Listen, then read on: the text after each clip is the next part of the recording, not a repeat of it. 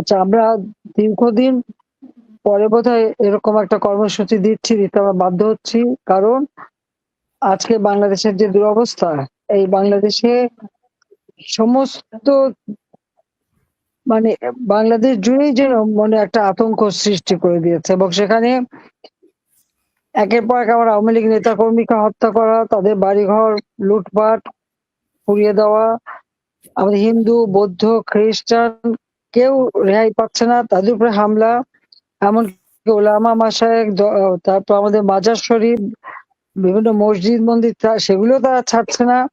মানে চরমভাবে মানবাধিকার লঙ্ঘন করে যাচ্ছে। তার উপর রাষ্ট্র চালাতে সম্পূর্ণভাবে ব্যর্থ। এমনকি প্রত্যেকটা জিনিসের দাম বেড়ে গেছে। আমরা এই জুন মাসের ৩০ তারিখে ৭,৯৭,০০০ কোটি টাকার বাজেট দিয়ে আসলাম। অথচ ৪-৫ মাসও গেল না। টাকা নাই, পয়সা নাই। এমনকি আমাদের সোশ্যাল সেফটি নেটের যত কাজ, বয়স্ক ভাতা, বিধবা ভাতা, প্রতিবন্ধী ভাতা সব বন্ধ করে দিয়েছে। মুক্তিযোদ্ধাদের উপর চরম অবমাননা, তাদের ভাতা বন্ধ।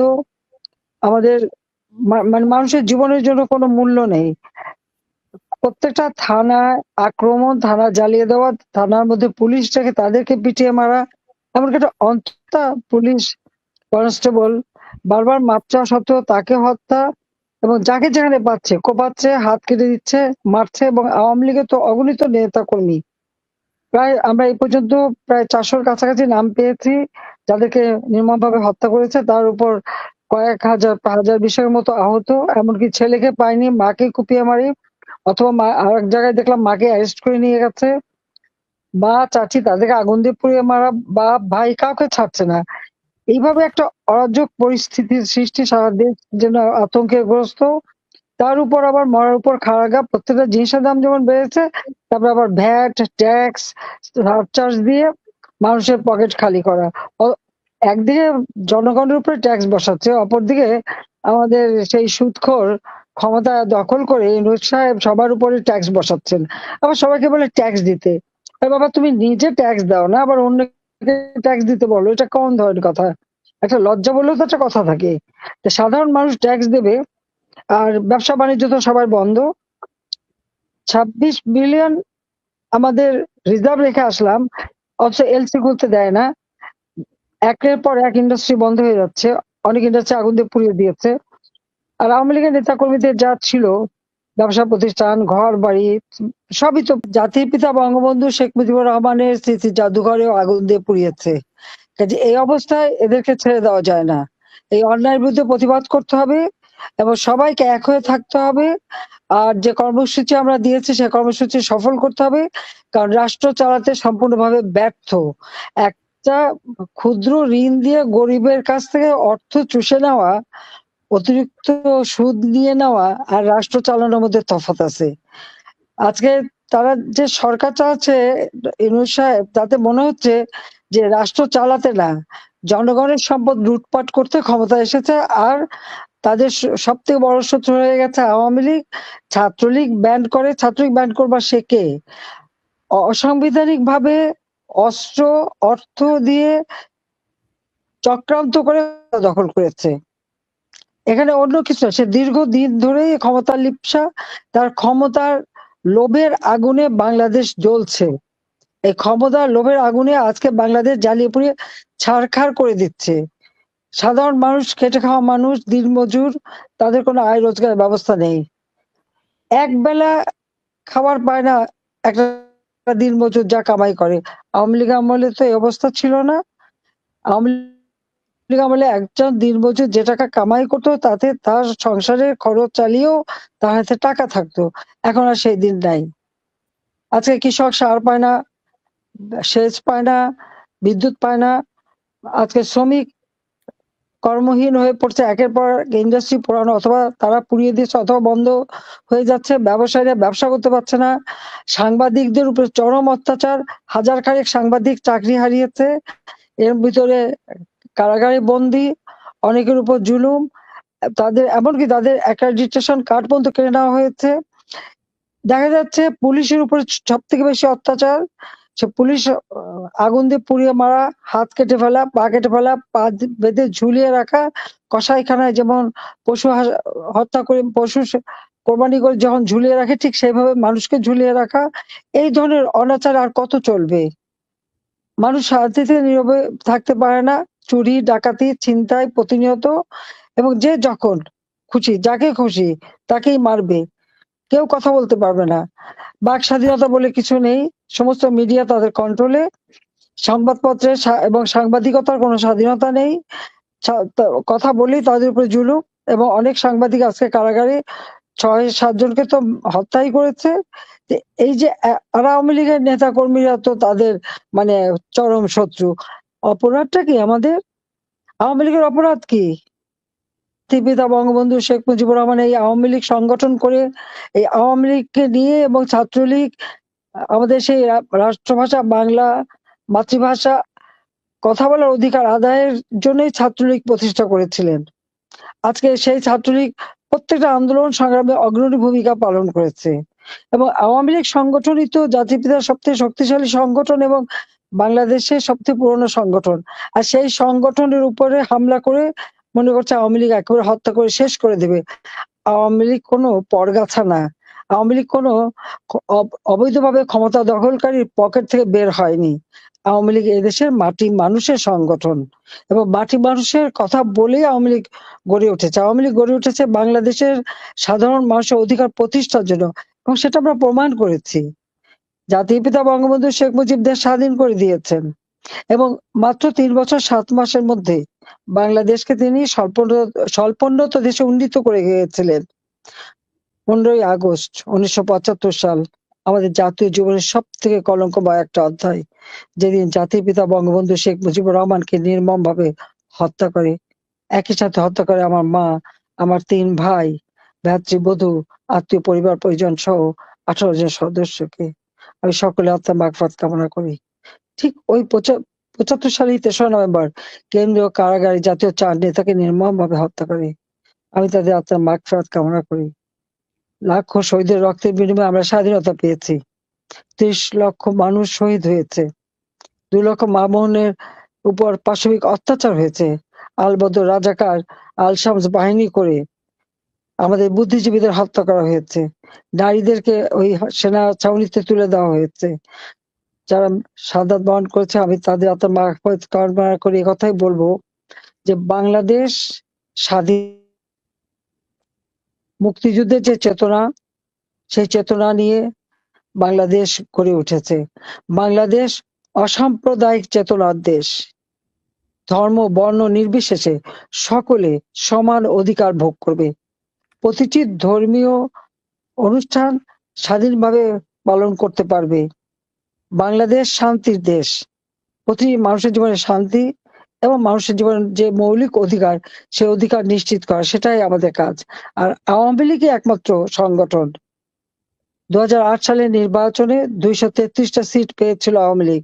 তারপর থেকেই আওয়ামী লীগের বিরুদ্ধে চক্রান্ত শুরু। কিন্তু সেই সকল চক্রান্ত অতিক্রম করে আমরা পর ৩ বার, একটানা ৪ বার আমরা ক্ষমতায় এসেছি। কিন্তু আমরা যে ক্ষমতায় এসেছি সেটা তো ব্যর্থ হয়নি। আমরা বাংলাদেশকে জাতির পিতা যেখানে ১৯৭৫ সালে স্বল্পোন্নত দেশ হিসেবে রেখে গিয়েছিলেন, এরপর আওয়ামী লীগ ক্ষমতায় এসেই বাংলাদেশকে আর্থ-সামাজিক উন্নয়ন করে উন্নয়নশীল দেশের মর্যাদা এনে দিয়েছে। আজকে বাংলাদেশ কোথায় গেছে? ঠিক এই জুলাই মাস পর্যন্ত, তার আগ পর্যন্ত বাংলাদেশের একটা মর্যাদা ছিল বিশ্বব্যাপী। বাংলাদেশকে উন্নয়নের রোল মডেল হিসেবে চিহ্নিত করা হতো, সম্মান দেওয়া হতো। বাংলাদেশকে বলা হতো উন্নয়নের বিষয়, এবং আমরা তা করতে পেরেছিলাম। যেখানে দারিদ্র্যের হার ৪১ ভাগের উপরে ছিল, আমরা তা কমিয়ে ১৮.৭ ভাগে নামিয়ে আনি। হতদরিদ্র ২৫.১ ভাগ ছিল, আমি ৫.৬ ভাগে নামিয়ে এনেছিলাম। প্রত্যেকটা ভূমিহীন গৃহহীন মানুষকে বিনা পয়সা আমরা ঘর দিয়েছি। ছাত্রছাত্রীদের বৃত্তি উপবৃত্তি দেওয়া হয়েছে। প্রায় ৪ কোটি শিক্ষার্থী উপকৃত হতো। আমরা বিনামূল্যে বই দিতাম। কই এবারে বই দিতে পারল না কেন? ১লা জানুয়ারি নতুন বই ছাত্রছাত্রীদের হাতে তুলে দিয়েছি। ছাত্রছাত্রীরা কি আন্দোলন করলো? যে আজকে তো আর নতুন বইও পায় না। অথচ আমাদের বাজেটে সব টাকা ধরা ছিল। বই ছাপানোর কত টাকা লাগবে সেটাও ধরা ছিল। সেখানে আরো ৭০০ কোটি টাকা বেশি তারা দিল। বরাদ্দ দিয়েও বই দিতে পারেনি। সম্পূর্ণ ব্যর্থ। মানুষের খাবার দিতে পারে না। আমরা ইনফ্লেশন ৮ থেকে ৯ ভাগের মধ্যে ধরে রেখেছিলাম। আজকে ১৪ ভাগের উপরে। প্রত্যেকটা জিনিসের দাম বেড়েছে। হ্যাঁ, এখন শীতকাল, শাকসবজির একটু দাম কমেছে। কিন্তু তাতে মানুষের আয় তো বাড়েনি। কিন্তু আমাদের সময় মাথাপিছু আয় আমরা $২,৭৯৩ মার্কিন ডলার উন্নীত করেছিলাম। আমাদের প্রবৃদ্ধি আমরা ৭.০২৫ এ অর্জন করি ২০২৩ এ। ২৪০০ আমাদের যে প্রান্তিকে আমরা আওয়ামী লীগ ক্ষমতা থাকতে ৬.০৪% আমরা প্রবৃদ্ধি অর্জন করেছিলাম। আজকে সেই নোবেল লরেট ইউনূস সাহেব ক্ষমতায় এসে সেই প্রবৃদ্ধি ওই একই প্রান্তিকে কমিয়ে এনে ১.৮ ভাগে নামিয়ে আনে। দেশকে এগিয়ে নিয়ে যেতে দেয়নি, পিছিয়ে দিচ্ছে। একের পর এক ব্যাংক বন্ধ হয়ে যাওয়ার উপক্রম, শেয়ার মার্কেটের টাকা সব লুটপাট। আর বাজেটে যত টাকা রেখে এসেছিলাম আমাদের সামাজিক নিরাপত্তা, ছেলেমেয়েদের বই, মৃত্যু প্রবৃত্তি, বা বয়স্ক ভাতা, বিধবা ভাতা, প্রতিবন্ধী ভাতা, মুক্তিযোদ্ধা ভাতা থেকে শুরু করে দেশের উন্নয়নে যতগুলি কাজ আমরা করে যাচ্ছিলাম, সেই অর্থ সম্পদ সবই লুটপাট করে নিয়ে যাচ্ছে। গ্রামীণ ব্যাংকের টাকা পাচার করেছে, গ্রামীণ ফোনের টাকা পাচার করেছে, এখন আমাদের বাজেটের টাকাও পাচার এবং মানুষের অর্থ আত্মসাৎ, তার উপর ভ্যাট, ট্যাক্স সবকিছু দিয়ে মানুষের পকেট খালি এবং ইউনূসের পকেট ভারী। এটাই তারা করে যাচ্ছে। আজকে একটা কথা আমি বলব, ডক্টর ইউনূস, তার ভাই, ব্রাদার, বোন, তাদের ভাগ্নে, ভাতিজা যে যেখানে আছে, কার কত সম্পদ বাড়লো এটার হিসাব নিতে হবে। উপদেষ্টা মণ্ডলী, তাদের এবং তাদের পরিবার, স্ত্রী অথবা স্বামী অথবা ভাই, ব্রাদার, ছেলে-মেয়ে, কার কত বেশি সম্পদ হয়েছে সেটা দেখতে হবে। যারা তার ওই চেলা-চামুন্ডা ছিল, সমন্বয়করা, তাদের এই ৪-৫ মাসের মধ্যে কত সম্পদের মালিক হলো তারা।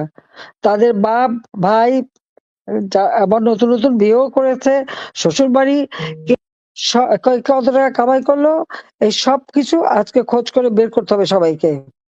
যে আমাদের উপরে মিথ্যা আরোপ দেবে, মিথ্যা দোষারোপ করবে আর নিজেরা একেবারে ধোয়া তুলসী পাতা হয়ে থাকবে, সেটা হয় না। কাজেই সকলকে সজাগ থাকতে হবে। আর যে কর্মসূচি দিয়েছি, এই কর্মসূচি এখানেই শেষ না। কর্মসূচি আরো অব্যাহত থাকবে। জানি এদের কোনো মানবিকতা বলে কিছু নেই। প্রতিনিয়ত মানবাধিকার লঙ্ঘন করে যাচ্ছে। মানুষের জীবন কেড়ে নিচ্ছে। মানুষের আহার, বাসস্থান, চিকিৎসা, শিক্ষার সব অধিকার কেড়ে নিয়ে যাচ্ছে। ১ কোটি পরিবারের জন্য টিসিবির কার্ড করে দিলাম। মাত্র ৩০ টাকা কেজিতে চাল কিনতে পারবে। ২০ লক্ষ মেট্রিক টন চাল তো আমি রেখে এসেছি। তা চাল গেল কোথায়? কি করছে সেগুলি? যে আজকে চাল দিতে পারবে না, খাবার দিতে পারবে না। তাহলে ক্ষমতায় থাকা কিসের জন্য? শুধু নিজেরাই খাবে। ওই যমুনায় বসে, বসে চরবচর্য লেজ্জ পেয় নিয়ে সুখ করে খেয়ে যাবেন আর আমাদের গরিব মানুষ ডাস্টবিনের কাছ থেকে খাবার কুড়িয়ে খাবে, এটা সহ্য করা যায় না। আমি অন্তত এটুকু বলতে পারি, আওয়ামী লীগ ক্ষমতা আসার পর অন্তত মানুষ এভাবে ডাস্টবিনের খাবার খেতে হয়নি। যে একবেলা খাবার পেত না, সে ২ বেলা ৩ বেলাও খাবার পেত। সে ব্যবস্থা আমি করে এসেছিলাম। পুষ্টির নিশ্চয়তা আমি করেছিলাম। ঘরের কাছে আমি তাদের যা চিকিৎসার ব্যবস্থা, ঔষধের ব্যবস্থা করে দিয়েছিলাম। মাতৃ মৃত্যু হার কমিয়েছে, শিশু মৃত্যু হার কমিয়েছে। আজকে বাংলাদেশের মানুষ কেন ডাস্টবিন থেকে খাবার কুড়িয়ে খাবে? এই জবাব ইউনূসকে দিতে হবে। কাজে আমি এটুকু বলবো যে আমাদের যে কর্মসূচি, এটা ঠিক, তোমাদের এখনই ঝুঁকি নিয়ে কিছু করতে হবে না। তোমরা সাধারণ মানুষের কাছে যাবে, আমাদের ওই শ্রমিক যে চাকরিহারা, গার্মেন্টস শ্রমিক বা অন্যান্য ইন্ডাস্ট্রির শ্রমিক, আমাদের কৃষক আজকে যারা সার পাচ্ছে না, হাহাকার করছে, তাদের কাছে যাবে। আমাদের যারা সাধারণ খেটে খাওয়া মানুষ, আশ্রয়ের ঘর কেড়ে নিয়েছে যাদের কাছ থেকে, তাদের, এবং আমাদের অনগ্রসর জাতি যারা, এবং প্রত্যেকের খোঁজ নিতে হবে, তাদের কাছে যেতে হবে এবং তাদেরকে সাথে নিয়েই পথে নামতে হবে, তাদের দাবি আদায়। ভ্যাট, ট্যাক্স যা কিছু আজকে নতুন ভাবে দিতে যাচ্ছে, আমি বলবো এই ইউনূস সরকারের কোনো অধিকার নাই এই ভ্যাট ট্যাক্স দেওয়ার। ভ্যাট ট্যাক্স দিতে হলে আইন করতে হয়, পার্লামেন্টে পাস করতে হয়। উড়ে এসে জুড়ে বসে দেওয়া যায় না। আজকে অবৈধভাবে ক্ষমতা দখল করেছে, অবৈধ সরকার যা কিছু নির্দেশ দেবে সবই অবৈধ। এবং এই অবৈধ কার্যক্রমের জন্যই মানে মানুষের অধিকার কেড়ে নেওয়ার জন্য, মুখের খাবার কেড়ে নেওয়ার জন্য একদিন এদের শাস্তি পেতে হবে। প্রতিনিয়ত মানবাধিকার লঙ্ঘন করবার জন্য শাস্তি পেতে হবে। কাজে এই শাস্তি অবশ্যই তাদের হবে ইনশাআল্লাহ। এবং সেদিন বেশি দূরে না, এটুকু আমি বলতে পারি। আমি আছি, হ্যাঁ জানি। ৫ই আগস্ট তাদের একটাই লক্ষ্য ছিল আমাদের ২ বোনকে হত্যা করা। ১৫ই আগস্ট আমরা বিদেশে ছিলাম, হত্যা করতে পারেনি। সেই খুনিদের অসমাপ্ত কাজই তারা করতে চেয়েছিল। কিন্তু আল্লাহ রাব্বুল আলামিন এবং দেশের মানুষ, আমার পার্টির নেতাকর্মী তো বারবার আমাকে বাঁচিয়ে আনে। ২১শে আগস্ট গ্রেনেড হামলা থেকেও আমাকে বাঁচিয়েছিল। কারণ কিছু কাজ বাকি ছিল। যুদ্ধাপরাধীদের বিচার, জাতির পিতার হত্যাকারীদের বিচারের রায় কার্যকর করা এবং দেশকে উন্নত করা। এই অভিশাপ থেকে দেশকে মুক্ত করেই আমরা বাংলাদেশকে উন্নয়নশীল দেশে উন্নীত করেছিলাম। আজকে আমাদের লক্ষ্য ২০৪১ সালের মধ্যে বাংলাদেশ হবে উন্নত, সমৃদ্ধ, স্মার্ট বাংলাদেশ। বাংলাদেশের মানুষ আজকে সবথেকে কষ্টে আছে। বাংলাদেশকে পিছিয়ে দিয়েছে অনেক দূর। সেখান থেকে আবার বাংলাদেশকে এগিয়ে নিয়ে যেতে হবে। আর এই কাজটা বাকি আছে বলেই বোধহয় খোদা আমাদেরকে বাঁচিয়ে রেখেছেন। কাজে আমি যত দূরেই থাকি আমার মনটা বাংলাদেশেই পড়ে আছে। আর আমি বাংলাদেশেই আছি। কোথায় আমি থাকলাম সেটা বড় কথা না। কিন্তু আমার বাংলাদেশটাই এবং বাংলাদেশের জনগণের পাশে আমি আছি। সেই বার্তাটাই দিতে চাই। আর এই অন্যায় অবিচার থেকে বাংলাদেশের মানুষকে ইনশাআল্লাহ মুক্ত করব। কাজে এই আন্দোলনের যে কর্মসূচি আমরা দিয়েছি, তোমরা প্রত্যেকের ঘরে, ঘরে যাবে এবং আমাদের বার্তাটা পৌঁছে দেবে এবং তাদের সকলের সুখ-দুঃখের সাথী হবে। এটাই আমি চাই। জাতির পিতার প্রত্যাবর্তন দিবসে আমি বলেছিলাম সবাইকে যে শীতের কাপড় দিতে।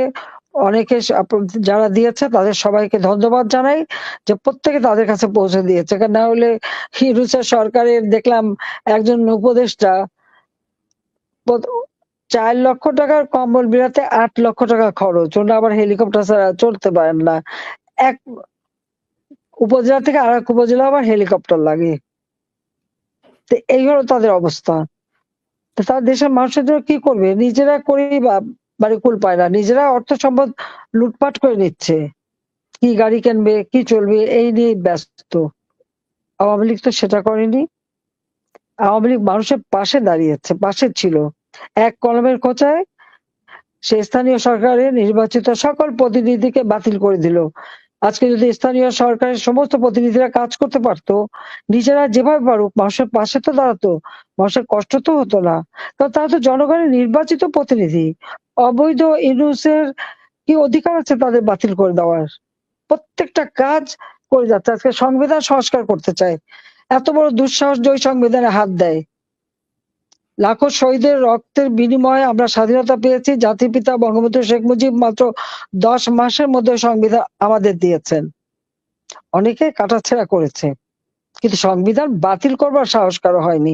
এবং এই সরকারও তা পারবে না। এ অধিকার তাদের নাই। জনগণ সে অধিকার তাদের দেয় না, এটা তাদের মনে রাখতে হবে।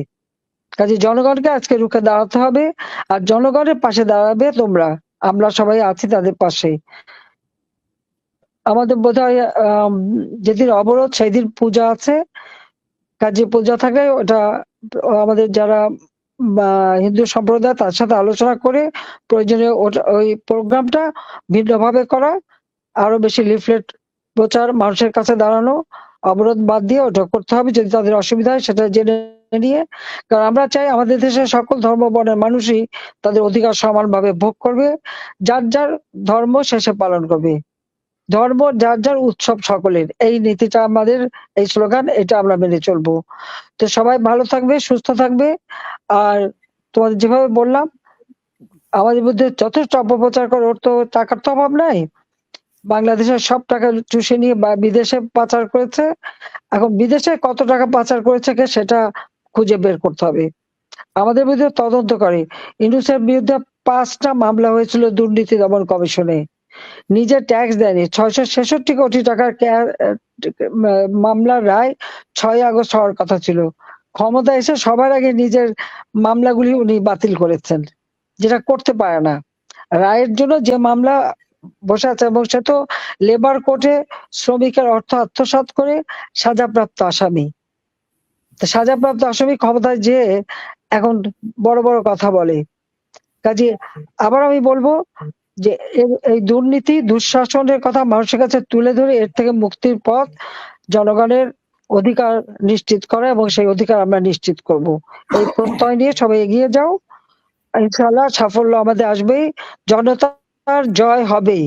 জয় বাংলা, জয় বঙ্গবন্ধু, বাংলাদেশ চিরজীবী হোক। খোদা হাফেজ। জয় বাংলা, জয় বাংলা, জয় বাংলা। ঠিক আছে, ভালো থাকো সবাই। জি জি, ধন্যবাদ, থ্যাংক ইউ। আমি দেখতে পাচ্ছি তোমাদের। থ্যাংক ইউ, ভালো থাকবেন আপনি। অনেক রাত হয়েছে, আমরা আচ্ছা। দুঃখিত আপনাকে এত রাত্রে হ্যাঁ, আমি ভালো আছি, তোমরা ভালো থাকো, সাবধানে থাকো। জি, থ্যাংক ইউ। আচ্ছা, একটা কাজ। জি জি, বলুন।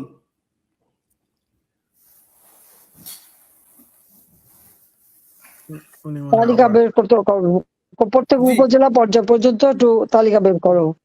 জি, করতেছি আমরা এটা। আওয়ামী লীগ সহ সহযোগী সংগঠন এবং ১৪ দলের নেতা জি, কোন জেলায় এবং কোন উপজেলায় কোথায় কতজন কারাবন্দী আছে সেটা একটা তালিকা বের করতে হবে। আর মামলার হিসাবটা করতে হবে। ইনু যেভাবে করে, তার বিরুদ্ধে শ্রমিকরা মামলা করেছে। প্রায় ১৬৮ জন শ্রমিক ১০টা মামলা করেছে। উনি সে বিদেশে হিসাব দেয় ওই ১৬৮টা মামলা। তো এখন আমাদের বিরুদ্ধে যত মামলা দিয়েছে, আমরা ওই জন হিসেবে করব। যেমন আমার বিরুদ্ধে আছে মামলা হলো ১০০, এখন বোধহয় ১০০ কত ৯৩টা না ৯৫টা এরকম হয়ে গেছে। তো ১০০, এর আগে শুনলাম যে ১৫৩। হ্যাঁ, 200 ক্রস করছে আপনার নামে। কয়টার খোঁজ পেয়েছো? 200টা, 201 না, ২৫০-র উপরে। তাইলে আমি পিছিয়ে আছি। না, আমার ২৫৬টা হিসাব, ২৫৬টা হিসাব আমি নিজেই পেয়েছি। এখন ২৫৬টা হিসাব মানে ২৫৬টা মামলা। ওটাই বলতে হবে যে ২৫৬টা মামলা, এবং আমার সাথে এক এক মামলায় যতজন করে আসামি, প্রত্যেকটা আলাদা আলাদা একটা মামলা হিসাবে হিসাব করতে হবে। লোক বসাও, ওটা হিসাব বার করো। এক এক মামলায় যতজন করে আসামি ততটা মামলা। ইনুস যেমন হিসাব করছে, আমাদের ওইভাবে হিসাব করে বের করো কত হাজার মামলা হয় আর কত লক্ষ মানুষ আসামি, ওটা বের করো। এটা আন্তর্জাতিক ভাবে তুলে ধরতে হবে। ঠিক আছে? যেমন আমাদের কালীগঞ্জ, ওখানে মামলা দিয়েছে, তাদের প্রায় ১৩৫ জন হচ্ছে এজাহারভুক্ত আসামি, আর ৫ থেকে ৬ হাজার অজ্ঞাতনামা। তাই সব ধরে এক একটা মামলা ধরতে হবে।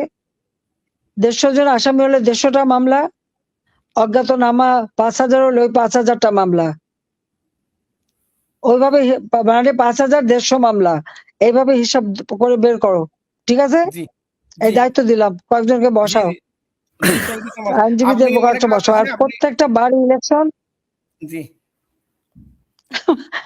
আমার থেকে তোমাদের বেশি রাত হয়েছে, আমার এখনো বেশি বাজে নেই।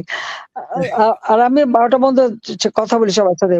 তোমরা এইভাবে হিসাব করো, হিসাবগুলি বের করে দাও আমাকে। এটা প্রচার করো যে কত মামলা দিয়েছে মামলাবাজ। ওই মামলাবাজের কত মামলা, নিজের মামলা প্রত্যাহার করে অন্যের বিরুদ্ধে মামলা দেয়। যাবে কোথায়? পার হবে কোত্থেকে?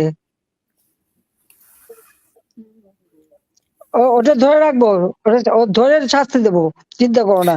ঠিক আছে, ভালো থাকো, খোদা হাফেজ। আর যেটা বললাম ওটা করো। আচ্ছা, জয় বাংলা, জয় বঙ্গবন্ধু। স্লোগান দাও, স্লোগান দাও, জয় বাংলা, জয় বাংলা, জয় বঙ্গবন্ধু। ওকে, খোদা হাফেজ।